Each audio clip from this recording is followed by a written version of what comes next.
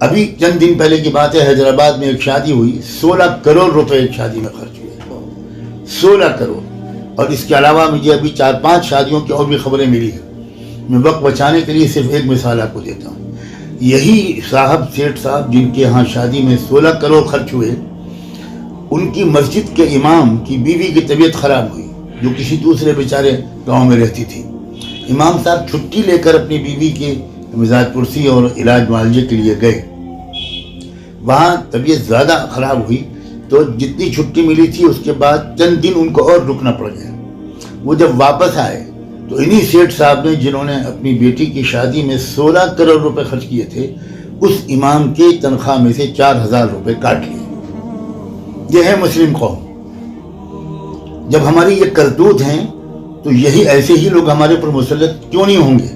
کیا ہم اللہ کے سسٹم کو بھولے ہوئے ہیں؟ تمناؤں سے کام بالکل نہیں چلتا. آج مسلمان اپنے مال کا کتنا فیصد قومی ترقی میں خرچ کرتا ہے؟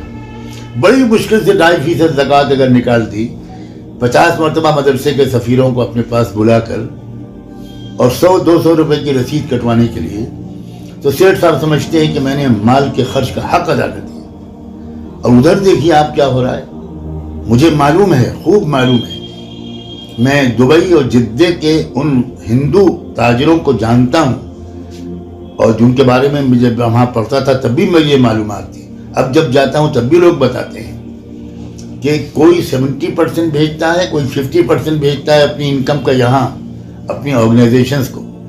امریکہ میں جو ان کی فاؤنڈیشنز ہیں وہ پورا کا پورا فائننس کرتی ہیں یہاں کی اپنی ہندو تنظیموں کو.